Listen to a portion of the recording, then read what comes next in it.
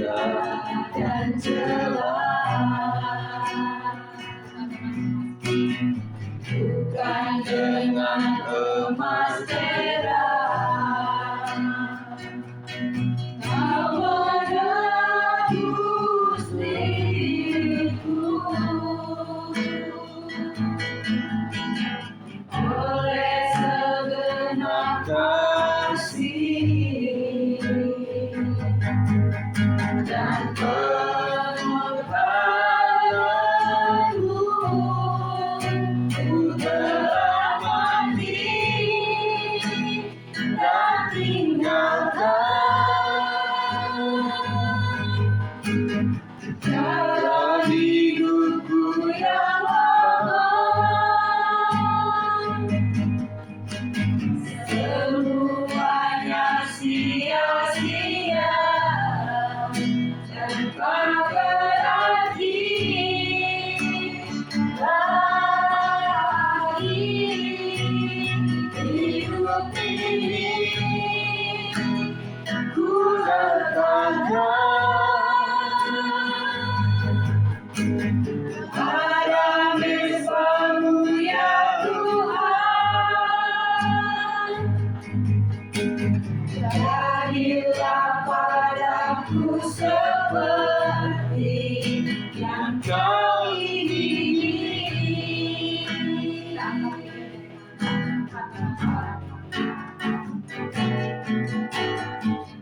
Bukan dengan badan panas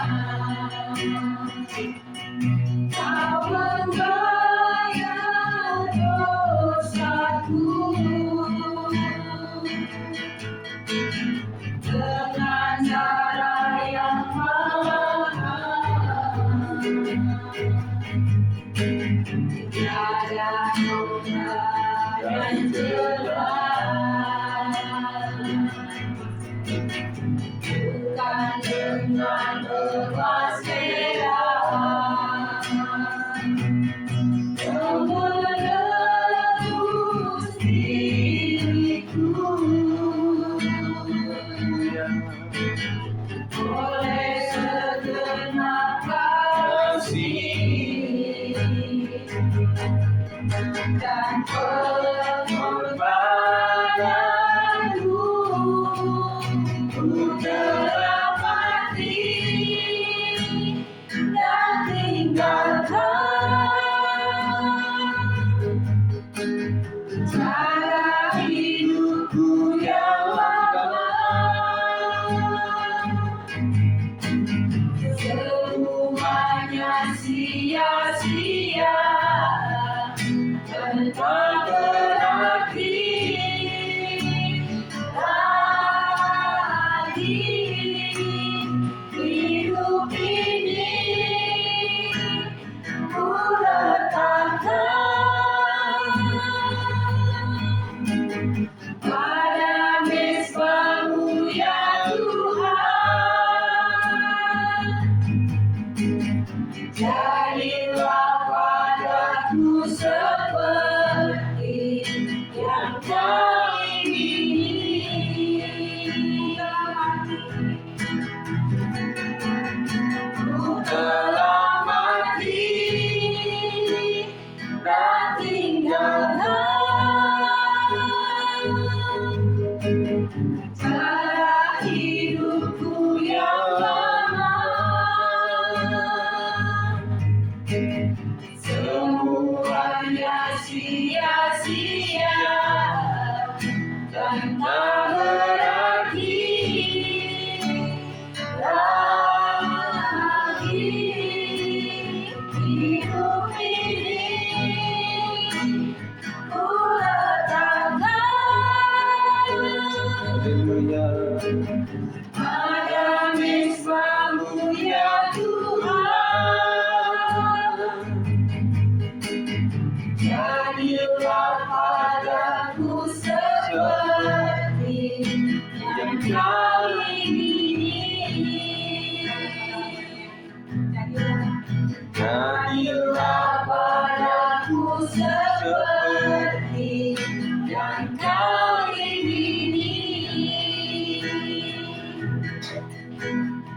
jadilah padaku seperti yang kau ingini.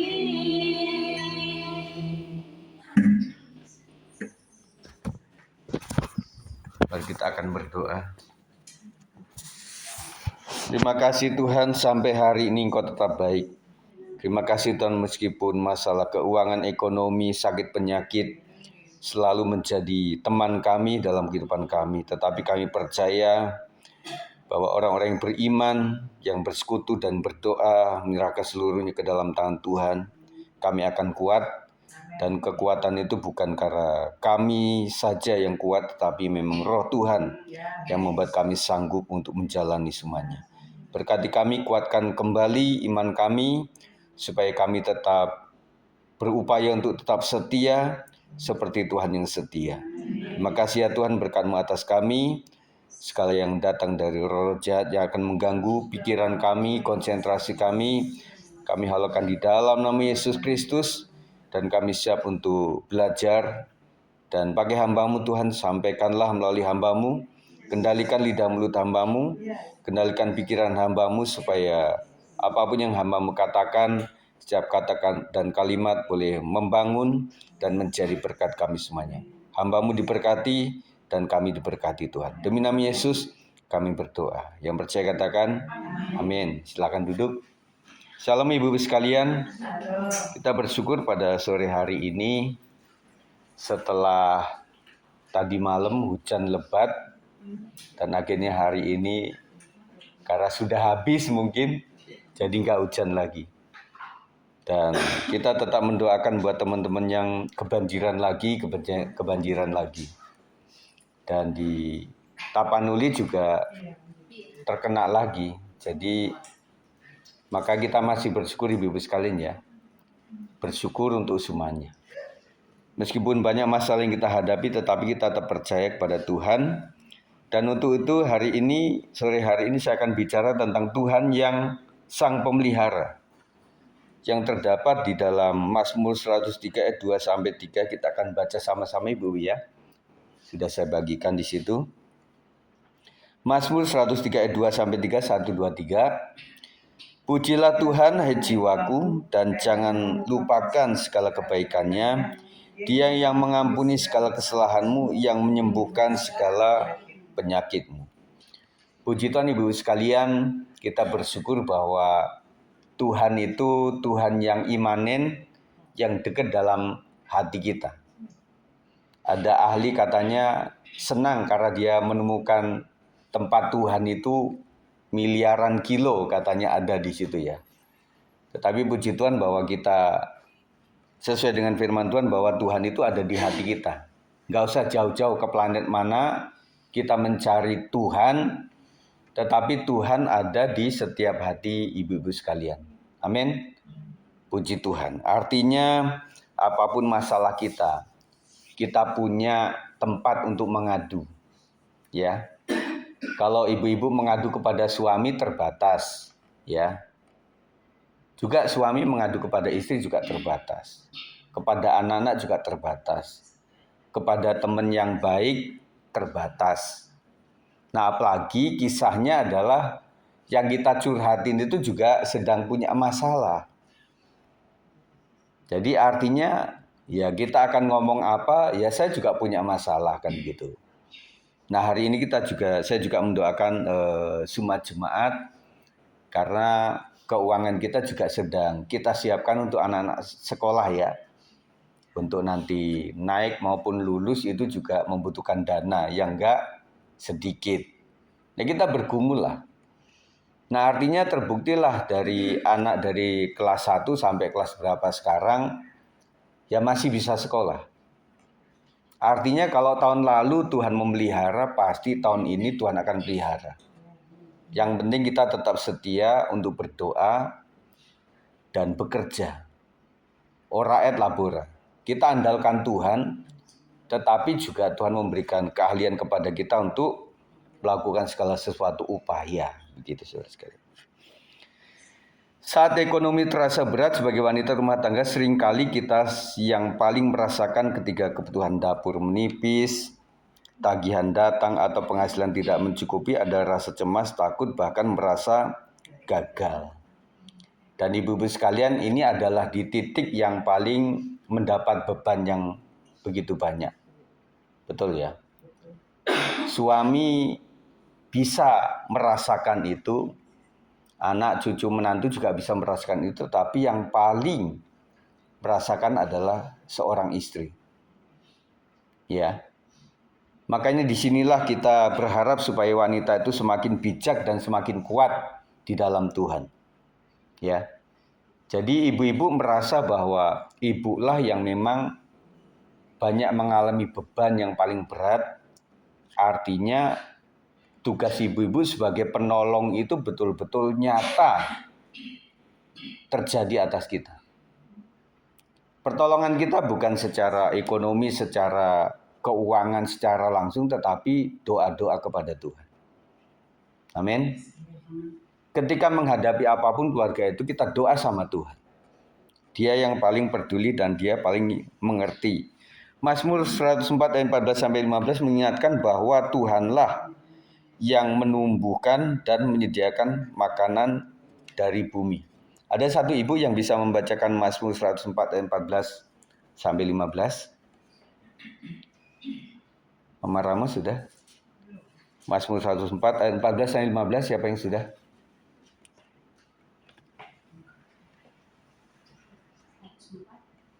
Ayat 14-15. Demikian firman Tuhan.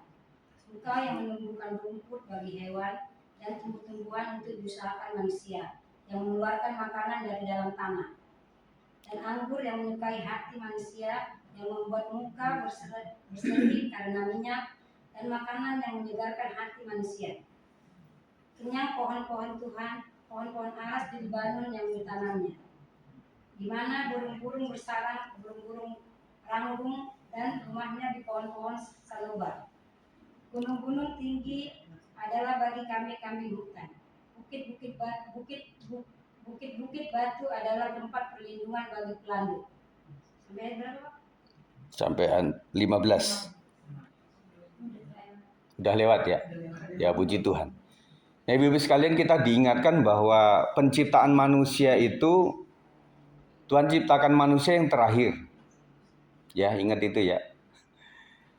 Jadi Tuhan itu sudah tahu bahwa manusia membutuhkan apa, Tuhan ciptakan semuanya. Dan bahkan kalau ibu-ibu melihat tentang dunia hewan itu unik-unik loh. Ya. Hewan-hewan yang besar maupun hewan-hewan yang kecil, termasuk yang namanya bakteri-bakteri itu loh. Yang kecil-kecil yang harus pakai mikroskop itu, ya Tuhan pelihara gitu. Tuhan sediakan gitu. Ya. Nah, cuma masalahnya sebelum manusia jatuh dalam dosa itu, Tuhan sudah menyediakan segala sesuatu dan bisa mudah didapatkan. Cuma setelah kejatuhan manusia ke sini, itu apapun harus diusahakan. Ya. Jadi artinya barang siapa tidak bekerja jangan dikasih makan itu. Nah, ini pendidikan yang baik untuk anak-anak kita. Ya. Jangan mereka cuma menuntut makan yang enak, tetapi cuci piring juga nggak mau gitu ya. Nah, ini adalah persoalan anak-anak muda. Ya. Dan memang anak muda Gen Z ini menjadi sesuatu nggak cuma gereja, tetapi seluruh dunia ini sedang menangani masalah generasi Z ini sama generasi Z yang sedang bertumbuh ini, saudara sekalian. Jadi terutama masalah gadget itu ya. Kemarin kan pemilih media sosial itu dipanggil tuh ke pengadilan itu. Ibu-ibu tahu nggak siapa yang menciptakan Facebook itu ya? Dibawa ke pengadilan. Karena ada seseorang yang merasa rugi dengan media sosial itu. Dan katanya, ya kan sudah dibatasin, artinya umur sekian baru bisa punya akun itu kan. Dibatasi dengan gitu, tetapi kan nggak bisa. Tetapi ada juga yang agak kritis, ya tergantung orang tuanya, kasih gadget nggak sama mereka itu. Ya, jadi ini masalahnya adalah masalah seluruh dunia mengenai anak-anak generasi Z ini juga. Jadi ya pokoknya media sosial itu berkembang secara pesat dan kita harus berhati-hati untuk itu sekalian. Ya, kita gunakan media sosial untuk kepentingan menginjil bisa. Tetapi jangan sampai kita terperosok dengan itu. Karena saya tahu bahwa misalnya AI itu sangat membantu. Saya juga pakai itu ibu-ibu sekalian. Kemarin kita ngobrol sama istri, kita nggak usah pakai pakaian yang apa, pokoknya foto kita berempat itu kita kasih prompt, suruh pakaian Imlek, jadi itu. Jadi orang berpikir ini Pak Sigit kapan punya seragam itu gitu ya. Dan akhirnya prompt saya buat supaya pakaian kerajaan Jawa kuno. Itu jadi juga saudara. Nah makanya sangat membantu tetapi harus hati-hati. Ya. Kalau orang berniat jahat bisa foto dua orang yang berbeda dengan dua foto itu disuruh apa prompt itu. Prompt itu artinya disuruh apa AI itu. Disuruh apa itu bisa dalam bentuk gambar maupun video. Itu membuat kita juga was-was. Ya. Kemarin di sidang MD itu Pak Rubin sempat ini juga mengklarifikasi, maaf Bapak Ibu Gembala, saya pernah dicatut nama saya sama istri bahwa saya akan memberikan ini, memberikan itu buatan orang nggak benar gitu. Akhirnya puji Tuhan Pak Rubin punya tim yang bisa mengurusi itu. Akhirnya media sosialnya bisa dibersihkan kembali. Beberapa orang tokoh-tokoh juga mengalami itu. Jadi dia donasi gitu loh. Siapa akan didonasi, kasih uang begitu ya. Kita harus hati-hati dengan itu. Jadi Tuhan itu memang dari awal sudah menyediakan segala sesuatu untuk kebutuhan manusia. Tetapi catatannya kita harus menggunakan segala keahlian kita untuk berupaya supaya menghasilkan keuangan yang cukup. Memang betul Bu Herma, jadi waktu hari puasa ini memang jadi terutama ibu ya, karena kan harus ada makanan kan. Ya nggak tahu tempat lain, tetapi kalau di wilayah Siliwangi ini kayaknya masih buka-buka saja sih. Terutama warteg itu kalau doyan warteg ya. Tapi kalau Padang enggak. Tapi masih buka gitu ya. Cuma toko Cina itu 2 kali kami ke situ jalan belum buka sampai hari ini. Karena pengen buat mie babi, mie-nya nggak dapat, tapi dia belum buka. Nggak tahu mungkin Senin bukanya gitu ya. Nah itu juga permasalahan buat kita. Ya. Jadi kapan kita harus, saya pernah waktu itu jalan di hari puasa, di puncak kalau nggak salah. Kami bingung tuh. Kita berpikir KFC, McD kan paling buka ya, itu nggak buka itu. Jadi akhirnya aduh kenapa kita nggak masak dari rumah bawa makanan gitu ya. Berpikirnya gitu, akhirnya kapok juga. Ya, jadi banyak yang kita harus urusi. Tetapi di dalam hal kebutuhan itu kan sudah sediakan semuanya. Amin Ibu-ibu sekalian. Pokoknya kalau sedang menghadapi apapun itu, ingat kasih Tuhan di masa yang lalu. Tuhan sampai hari ini tetap pelihara, kok masa sih? Nanti berikutnya nggak pelihara lagi. Ya, ini adalah perjuangan iman kita. Artinya pemeliharaan tidak pernah lepas dari tangannya. Kadang Tuhan tidak langsung memberi kelimpahan, ibu-ibu sekalian, tetapi dia memberi yang pertama, apa? Hikmat, mengatur yang sedikit menjadi cukup. Ya. Di poin ini ibu-ibu sekalian, jadi berkat Tuhan itu tidak selalu dalam jumlah yang besar. Ya, kalau nunggu itu kita stres, depresi. Kita akan iri hati dengan ibu-ibu yang lain. Kenapa orang itu jumlah yang besar diberkati oleh Tuhan luar biasa begitu ya. Tetapi yang Tuhan kasih kepada kita itu adalah hikmat untuk mengatur. Ibu-ibu kan sudah canggih nih mengatur rumah tangga itu. Mulai dari empot-empotan, mulai dari kekhawatiran sampai akhirnya tercukupi. Itu saya pikir hikmat daripada Tuhan. Sebagian besar ibu-ibu bukan lulusan S1, S2, bukan lulusan ekonomi, bukan lulusan keuangan yang baik. Dan kadang-kadang malah kita itu bukan lulusan yang baik gitu loh. Dan bahkan yang lulusan baik pun juga kadang-kadang sudah terlupa ilmu itu. Ya. Tetapi Tuhan kasih hikmat luar biasa. Jadi mengatur dari yang sedikit menjadi cukup. Yang kedua, ibu-ibu sekalian, bersyukur kalau punya anak nggak reseh. Dalam artian ya yang dikasih orang tua ya udah dimakan itu saja. Ya, adanya telur ya udah dimakan gitu ya. Nah, itu bersyukur. Coba kalau sudah materinya sedikit, bumbu-bumbu sedikit, terus kemudian yang akan disayur juga sedikit, habis itu anak-anak kita marah-marah. Akhirnya dia juga mungkin ya sempat melakukan sesuatu yang tidak baik menurut kita. Nah, kita akan lebih ngelus dada. Ya. Dan yang paling tersakiti kalau anak itu kurang ajar adalah seorang ibu. Kenapa ibu-ibu sekalian? Karena dialah yang melahirkan, yang mengandung 9 bulan.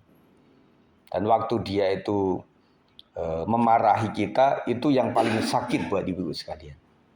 Ya, makanya bersyukur kalau punya anak-anak masih bisa diatur. Amin ibu-ibu sekalian. Kemudian kesehatan untuk tetap bekerja. Puji Tuhan, artinya ibu-ibu sekalian masih relatif ada kesehatan. Dengan sehat kita bisa kasih pelayanan yang terbaik buat keluarga kita. Betul ibu-ibu ya? Misalnya orang punya apa-apalah istilah kata, tetapi kalau dia nggak sehat, sakit-sakit, dia nggak bisa maksimal melayani keluarga itu. Ya, jadi kesehatan adalah salah satu yang kita harus syukuri. Hari ini kita bersyukur ibu sekalian kalau kita mengingat masa lalu itu, di foto-foto itu beberapa orang rambutnya masih hitam-hitam, sekarang sudah mulai putih-putih. Dulunya badannya masih oke-oke, rambut masih panjang. Nah, beberapa orang karena rambutnya rontok-rontok akhirnya mesti potong pendek, akhirnya menjadi nggak panjang lagi. Yang dulunya ramping-ramping sekarang mulai berkembang ke kanan ke kiri. Ya, yang dulunya masih ada bersama dengan kita sekarang sudah ada di surga, sudah dipanggil Tuhan. Kalau saya melihat sejarah itu saya juga prihatin bukan prihatin, dalam artian bersyukur kita sampai di sini gitu. Ya. Jadi saya kalau suka ngepost ya puji Tuhan Google Photos itu kadang-kadang membuat kita mengingat 6 tahun yang lalu, 7 tahun yang lalu diingatkan gitu loh. Kita nggak mudah waktu itu ya. Tetapi kita bisa menjalani semuanya dengan baik. Itu adalah anugerah Tuhan. Kemudian hati yang bersyukur di tengah keterbatasan. Jadi saya bersyukur ketika ibu-ibu itu punya masalah tetapi menceritakannya dengan tetap ada hati yang gembira itu nggak mudah. Ya, berulang-ulang kita juga angkat jempol kepada Ibu Herma ini kan dia cerita tentang sebuah permasalahan hidup. Tetapi dengan nada yang ceria membuat kita kan kayak ketawa gitu loh. Padahal kan sedang cerita sebuah penderitaan. Ibu-ibu mesti belajar sama Bu Herma itu. Bagaimana cerita tentang kesedihan tetapi dengan tetap sukacita. Saya percaya itu tidak semena-mena hanya karena Ibu Herma memang orangnya ceria. Tetapi karena ada harapan. Ya. Jadi memang harapan itu terus harus bertingkat ibu sekalian. Ya harapan Pak Beni kan paling enggak waktu itu bisa Natalan lah tahun ini. Puji Tuhan masih dikasih umur. Ya supaya saya bisa melihat anak saya bisa menikah, bersyukur dikasih. Berharap lagi supaya saya bisa menimang cucu begitu. Nah artinya harapan ini yang membuat Pak Beni juga semangat gitu ibu sekalian. Ya, ibu pernah bayangkan nggak seorang Pak Beni salah satunya lah kita banyak menderita. Kenapa dia tetap semangat gitu? Karena itu ada harapan. Meskipun awal-awal juga bisa mengomel-ngomel karena ya merasa bahwa yang dia inginkan tidak terlayani dengan baik. Jadi kok cerita yang lalu itu luar biasa. Ketika Pak Beni itu sudah pasrah waktu ibadah WBI waktu itu ya, kalau nggak salah. Waktu dia telepon dari Fatmawati itu kan. Sabtu ya, pemuda. Wah, pokoknya waktu itu udah Pak Gem, pokoknya udah saya nggak ini gitu. Wah, kita benar-benar ya kita tengking rohnya itu loh. Supaya tidak menguasai dia gitu loh. Karena masa-masa kritis di mana orang akan menghadapi maut itu memang banyak tantangan Ibu sekalian. Itu yang perlu kita dampingi. Makanya termasuk salah satu ibu yang saya ceritakan itu yang dari Binora itu yang kenalan itu. Ya, perhatian istrinya ini adalah supaya suaminya itu kalaupun diangkat oleh Tuhan, rohnya ada menjadi milik Kristus. Itu. Jadi keluarga udah pasrah semuanya. Pokoknya ya daripada menderita udah serahkan pada Tuhan. Tetapi harus syaratnya rohnya tetap milik Kristus. Itu yang digumuli terus. Yang Tuhan minta bukan kita mengerti semuanya tetapi percaya kepadanya. Kita bukan ahli yang mengerti semuanya Ibu sekalian. Tentang ekonomi, tentang keluarga, tentang kesukaan suami, kesukaan anak, cucu, menantu. Kita kadang-kadang nggak tahu persis apa yang mereka mau. Apalagi mereka bukan anak-anak atau cucu-cucu yang suka ngomong. Ya, kalau suka ngomong lemes masih tahu, didetek gitu ya. Tetapi kadang-kadang kita nggak tahu keinginan mereka itu. Tetapi memang yang penting buat kita bukan mengerti semuanya Ibu sekalian. Ya. Yang perlu kita tahu itu adalah bahwa Tuhan pengen kita percaya sama Dia saja. Memang terkait waktu orang merasa nggak tahu, akhirnya dia pasrah. Dan waktu pasrah itu muncullah yang disebut iman. Betul nggak Ibu sekalian? Kalau orang serba tahu, serba bisa, imannya malah cetek, minim. Misalnya gini, ada masalah ini, oh saya tahu kok, saya ahlinya kok. Ada masalah yang besar ini, oh saya punya duit kok. Ada masalah untuk menjaga, saya punya kendaraan kok. Dia doa sama Tuhan, tetapi nggak sekenceng waktu dia nggak punya kendaraan, nggak punya uang, nggak punya keahlian. Beda Ibu sekalian.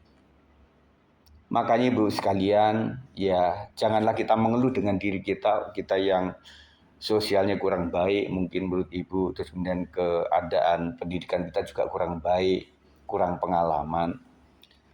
Yang Tuhan pengen itu kita tetap percaya sama Tuhan. Amin. Tetap percaya sama Tuhan saja. Yang terbaik dari Tuhan lah. Yang kedua, saat sakit dan tubuh lemah, penyakit baik pada diri sendiri, suami atau anak sering membuat hati ibu paling terluka. Ya, pasti ibu menyadari ini. Kalau suami sakit, anak sakit, cucu sakit, kita juga merasa sakitnya lebih daripada mereka itu. Kenapa? Ya itu tadi. Yang pertama kalau anak, ya karena kita ibu-ibu yang melahirkan mereka. Itu yang paling merasa itu adalah ibu sendiri, yang paling terluka. Kita ingin kuat tetapi kadang-kadang merasa lelah. Dalam Mazmur 102 ayat 2-3 tadi, pemazmur berseru dalam kelemahan. Tuhan tidak menolak tangisan orang yang sakit dan tertekan.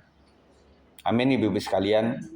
Jadi kalau waktunya yang betul-betul bisa dan tidak didengar orang banyak, di tempat tersembunyi ibu bisa menangis di hadapan Tuhan. Ya. Dan saya katakan berkali-kali bahwa menangis di hadapan Tuhan itu bukan berarti cengeng. Tetapi memiliki iman yang kuat kepada Tuhan Yesus Kristus. Amin ibu-ibu sekalian. Jadi menangislah di hadapan Tuhan. Karena Dia sanggup menolong. Kesembuhan bisa berbentuk kesembuhan fisik. Ya, Tuhan bisa kasih kesembuhan fisik. Dan selalu kami itu mendoakan buat yang sakit-sakit. Ya. Kemarin juga saya tanya WA ke Markati itu bagaimana keadaannya. Kata dia terakhir mau cek Pak Gembala, mau cek dulu untuk empedunya itu gimana gitu.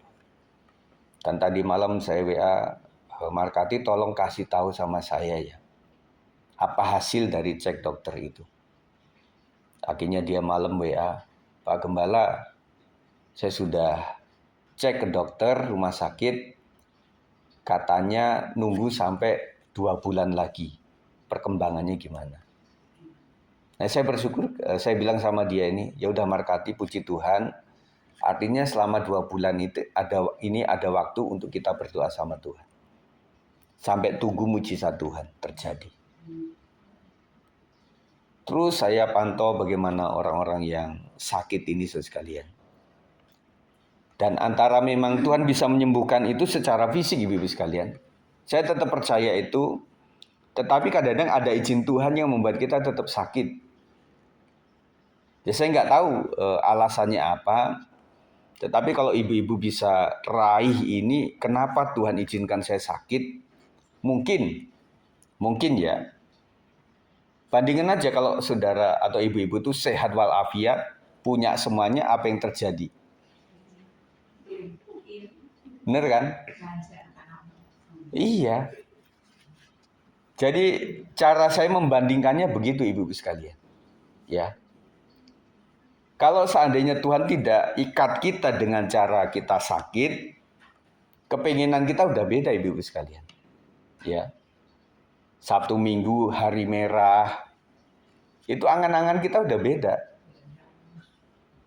Mesti jalan-jalan ke puncak, ada duit dan sebagainya. Puji Tuhan, syukuri dengan berkat itu. Tetapi kalau setiap liburan harus begitu terus, ya iman kita akan rontok gitu loh.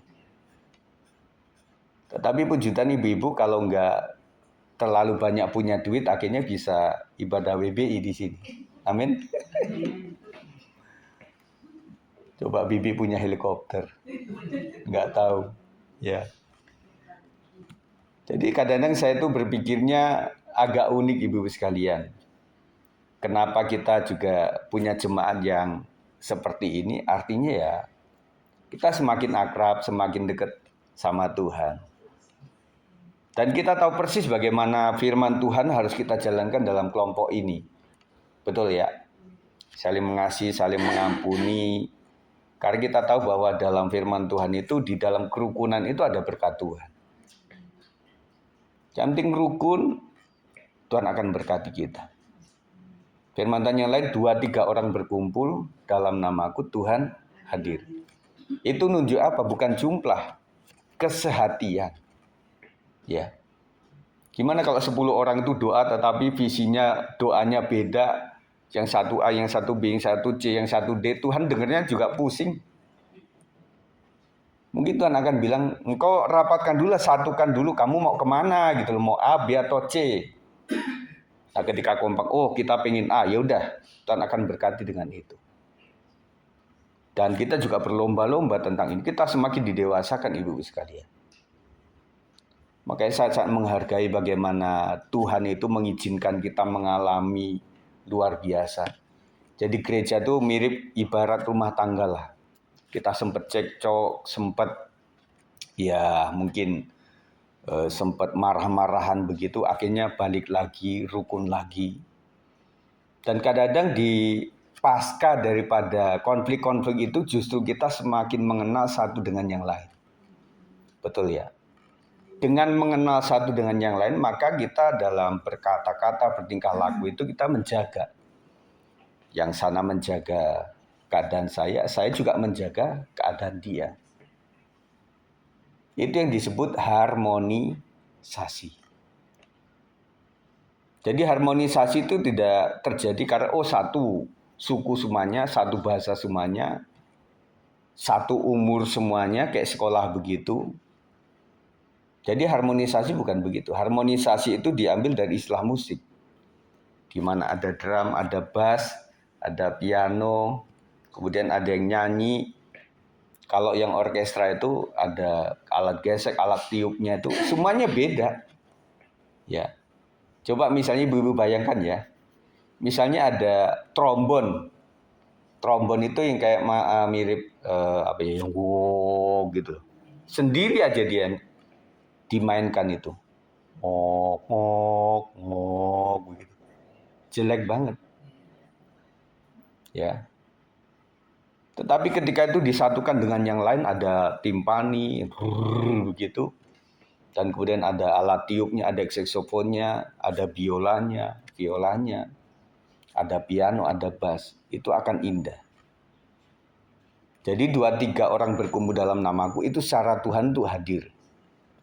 Artinya satukan hati kita itu sekalian. Dan yang mengganggu perpecahan itu sangat banyak. Membuat kita nggak enak hati sama dia, bisa nggak duduk di dalam doa bersama sebenarnya nggak sehati. Nggak bisa ibu sekalian. Nggak bisa, nggak naik doa kita itu. Tetapi kalau orang sehati berkumpul 5 orang doa sama Tuhan itu luar biasa. Ya, saya ingatkan bahwa kita ini gereja karismatik. Jadi munculkan roh-roh yang menyembah Tuhan, yang sungguh-sungguh. Doa semangat kepada Tuhan. Amin ibu-ibu sekalian.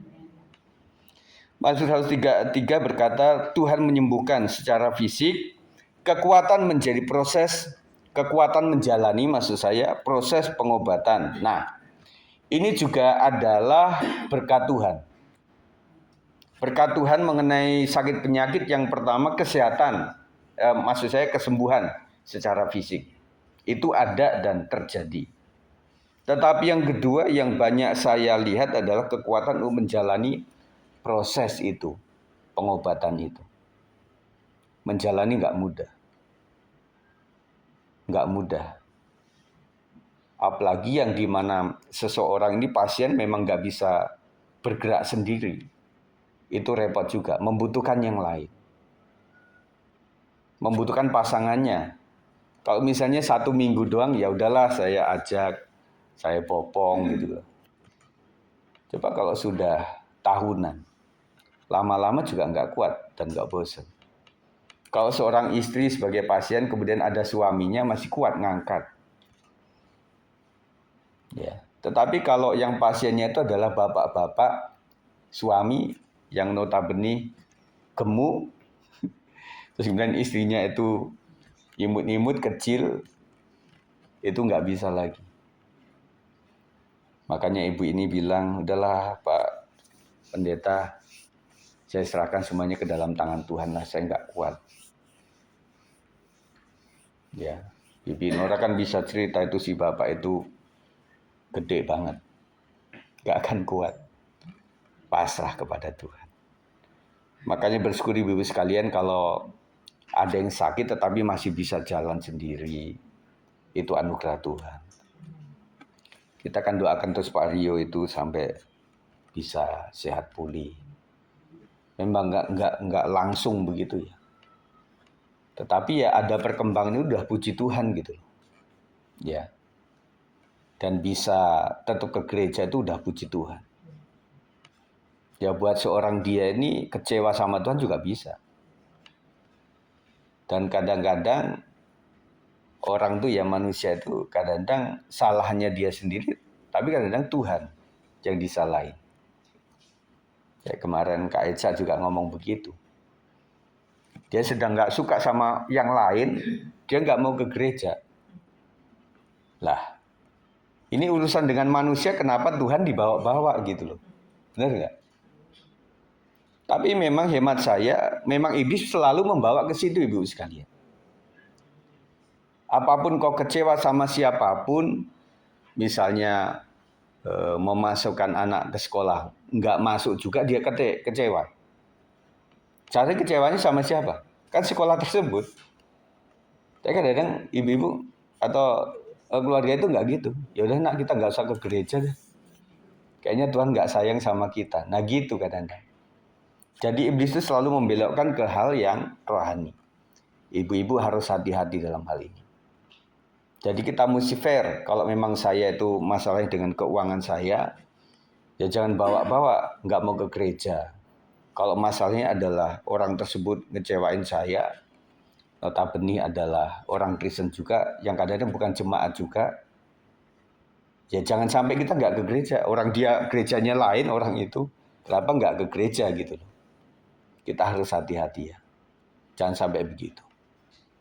Jadi sampai kepada tingkat setia kita itu sampai kepada, saya tuliskan kemarin di Facebook itu, sampai di tingkat gini loh. Orang-orang rohani yang membawa kita itu sampai dia itu istilah kata tanda kutip murtad, tinggalkan Tuhan Yesus Kristus, kita harus tetap percaya kepada Tuhan Yesus Kristus.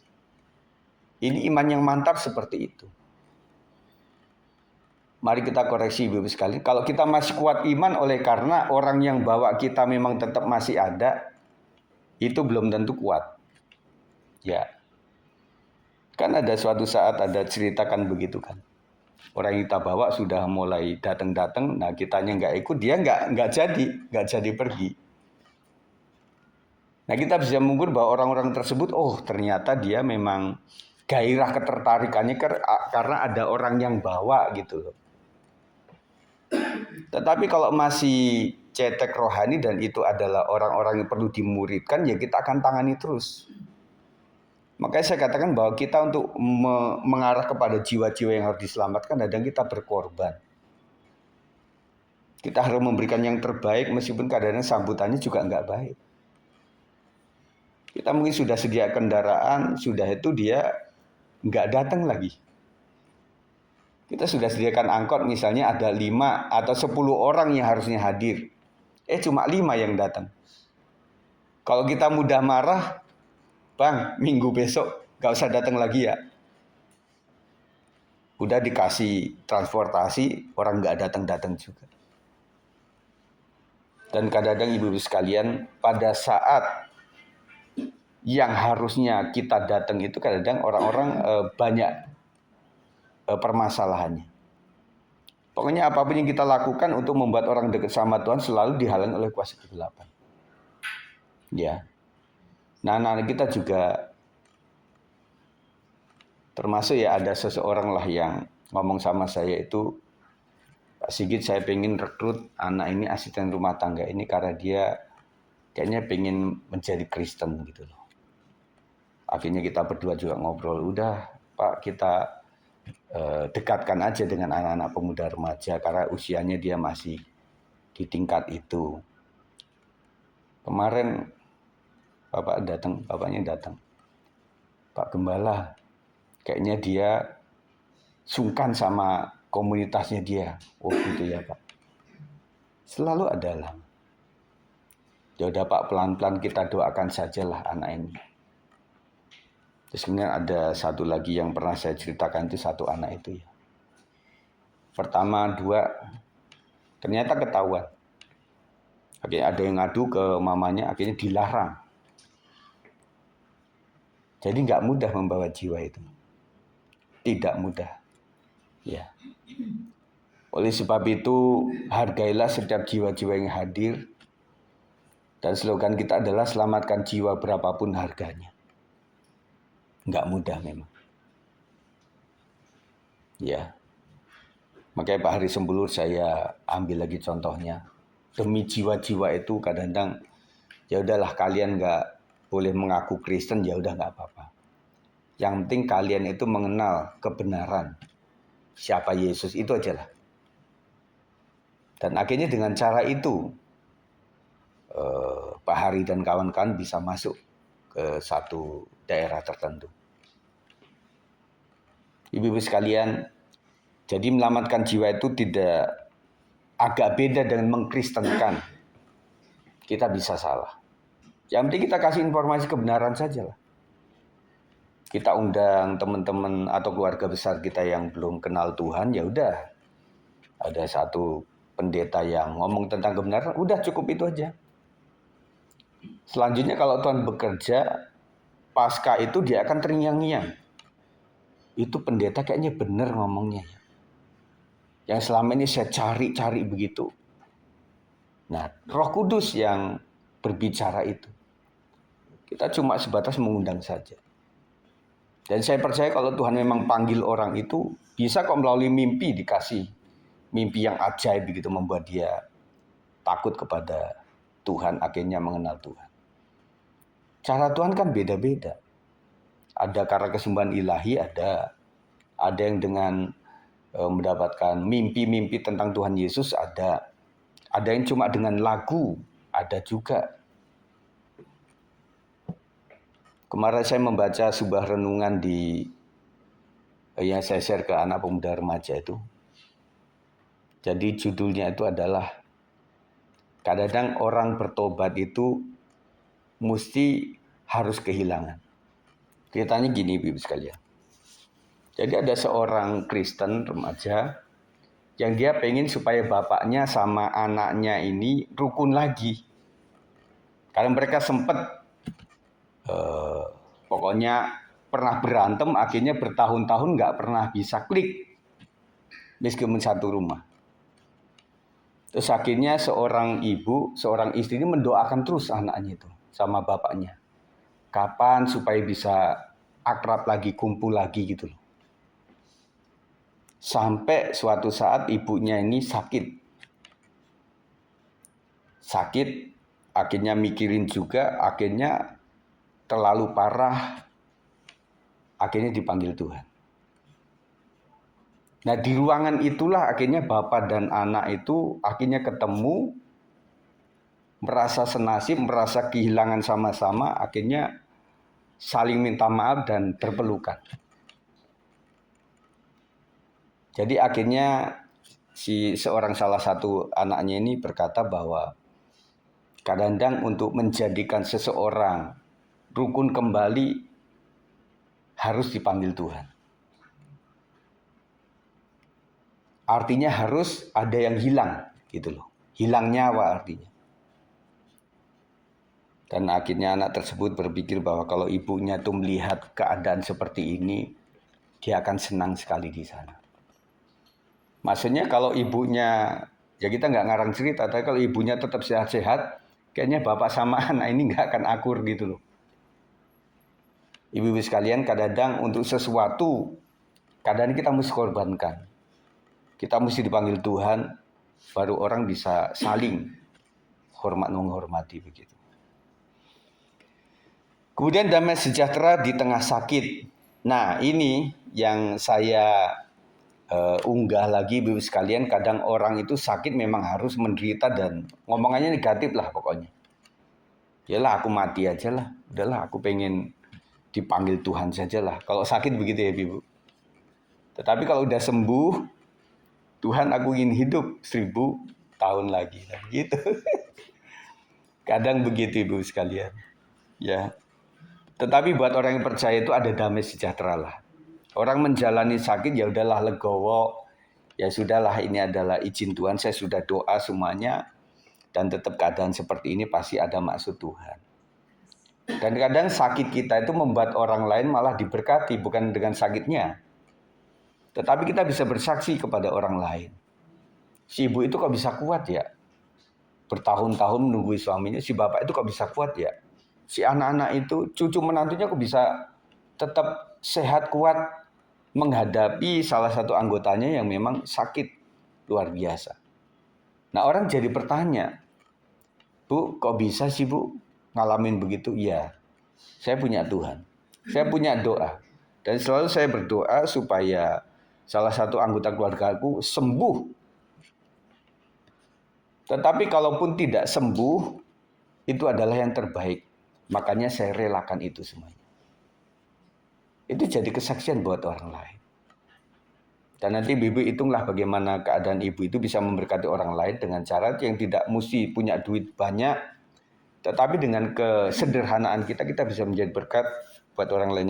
Yang ketiga ya, saya percepat. Jangan lupa kebaikan Tuhan. Kunci dari semuanya ada di Mazmur 103 ayat 2. Jangan lupakan segala kebaikannya. Di tengah ekonomi sulit dan sakit penyakit, musuh terbesar kita adalah lupa. Lupa apa? Lupa bahwa Tuhan sudah pernah menolong. Lupa bahwa doa pernah dijawab.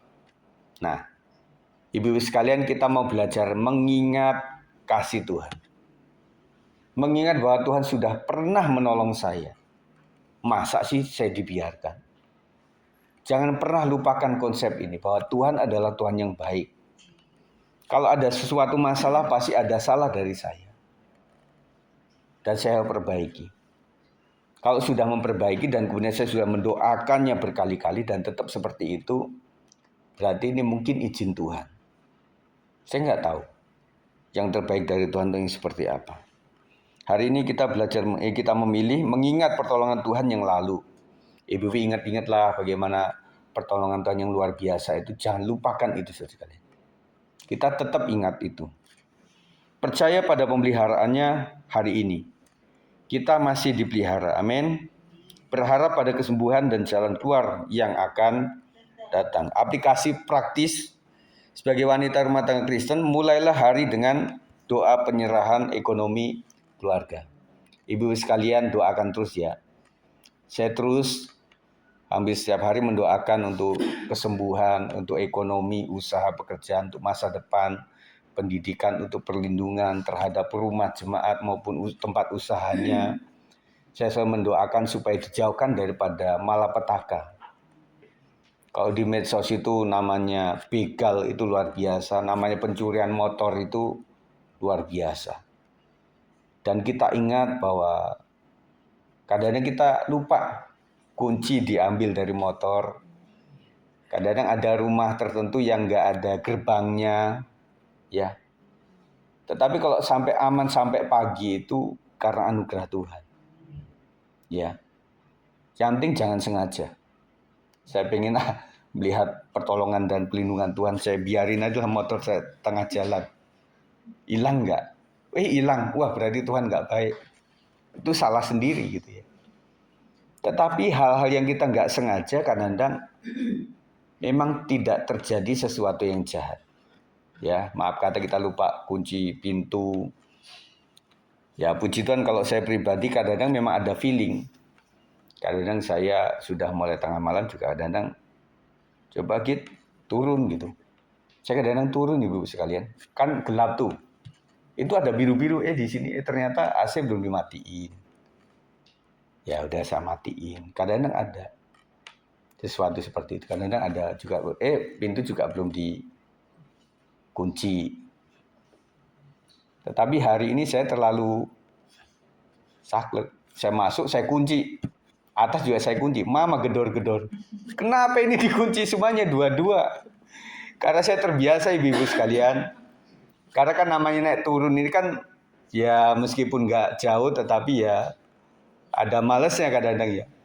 Capek juga ya kalau saya udah gitu ya udahlah kunci aja gitu supaya aman gitu.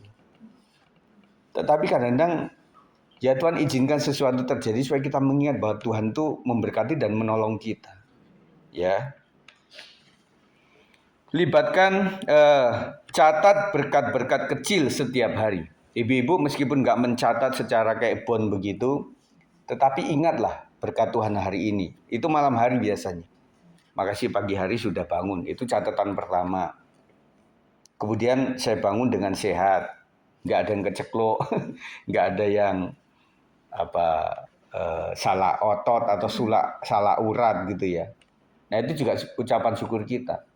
Puji Tuhan akhirnya melihat anak-anak dan juga cucu mungkin menantu yang masih sehat-sehat semuanya. Nah kalau kita ingat itu kita akan bersyukur pada Tuhan. Membuat doa pagi, doa malam kita nggak kurang kata-kata ibu-ibu sekalian. Ya, terima kasih Tuhan untuk apa yang Tuhan lakukan. Kemudian saat sakit, ucapkan firman Tuhan sebagai penguatan. Ibu-ibu harus menghafal ayat-ayat memang yang menguatkan kita. Ya, ada beberapa kalau cari di Google itu tentang ayat-ayat untuk berkat, untuk kesembuhan, untuk ucapan syukur, untuk perlindungan, itu ada semuanya. Ibu meskipun tidak hafal secara detail, tetapi paling tidak inti firman itu ada. Dan membuat doa kita juga lebih tajam. Hai iblis, saya percaya bahwa firman Tuhan berkata bahwa Tuhan sanggup menyembuhkan aku. Ibu bisa sebutkan itu karena apa? Karena iblis itu paling keok dengan firman Tuhan. Kita mesti niru Yesus. Yesus berkata apa pada saat dicobai? Ada tertulis. Ada tertulis. Yesus saja yang sebagai Tuhan menggunakan ayat firman Tuhan. Kenapa kita sebagai umat tidak menggunakan ayat firman Tuhan? Amin.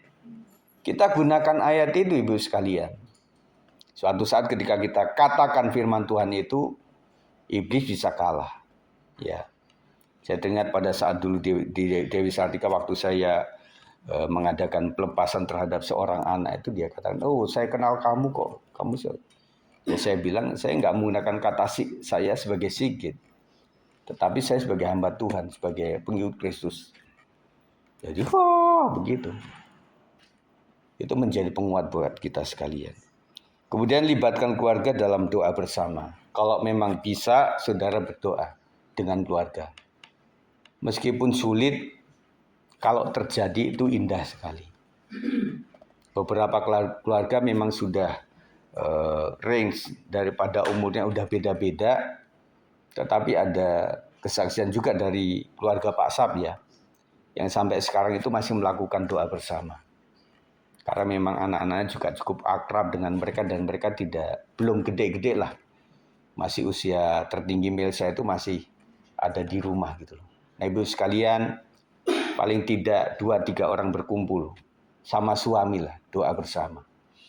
Kok suami ngantuk-ngantuk ya kita yang ajak dia. Udah aku yang doa saja, tetapi doa ibu jangan lama-lama. Nanti kita amin gitu dah kita.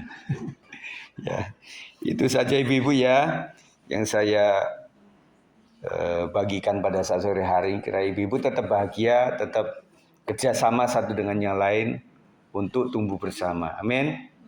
Puji Tuhan. Kita akan berdoa sama-sama. Terima kasih Tuhan Yesus, kami bersyukur Engkaulah sumber pemeliharaan keluarga kami Tuhan.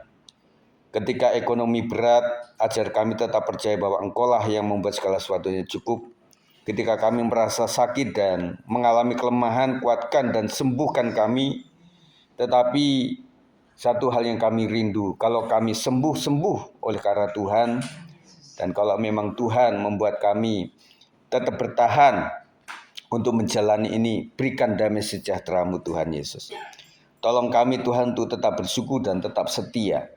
Kami percaya dengan tetap bergumul bersama Tuhan, kami bisa menapaki jalan-jalan kehidupan kami sampai selesainya, sampai Tuhan memanggil kami. Berkati ibu-ibu semuanya dengan berkat ekonomi yang cukup, keuangan yang baik, berkat dengan kesembuhan, pemulihan yang luar biasa.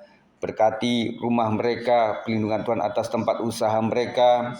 Berkati masa depan anak-anak kami Tuhan, keturunan jodoh kami serah dalam tangan Tuhan. Dan berkati pendidikan anak-anak kami supaya naik, lulus, dan mendapatkan tempat kuliah yang terbaik. Terima kasih Tuhan, berkati kepada kami, buat kami memiliki hati yang lembut, didewasakan, meskipun kadang-kadang harus sakit, tetapi ajarkan kami untuk bisa mengasihi dan mengampuni yang lainnya Tuhan. Kami percaya di tengah perjuangan itu Tuhan, maka berkat Tuhan melimpah atas kami. Terima kasih Tuhan, berkati ibu-ibu ini, supaya mereka semakin setia kepada Tuhan. Engkau mendengar setiap doa-doa mereka untuk suami, untuk anak-anaknya, untuk cucu dan menantunya, dan kiranya Tuhan mendengarkan setiap doa mereka Tuhan. Kami percaya kami bukan orang-orang yang ahli, bukan ibu-ibu yang bisa segalanya Tuhan, tetapi kami dituntut supaya percaya kepada Tuhan. Tetapi justru ketika kami tidak memiliki daya upaya untuk meraih semuanya dengan kehebatan kami secara manusia, disitulah letak kami bergantung sepenuhnya kepada Tuhan. Ampuni segala kesalahan kami Tuhan. Kami ingin menjadikan keluarga WB ini menjadi keluarga di dalam Tuhan. Kami punya saudara lain yang mungkin jauh, tetapi inilah keluarga kami, keluarga Allah. Terima kasih Tuhan, berkat Tuhan limpah atas kita sekalian. Kiranya Engkau menjadi pendengar yang baik, tetapi terlebih-lebih menjadi pelaku firman Tuhan. Berkat Tuhan limpah atasmu, berkat di dalam nama Tuhan Yesus Kristus. Haleluya, amin. Puji Tuhan ibu-ibu sekalian ya. Terima kasih.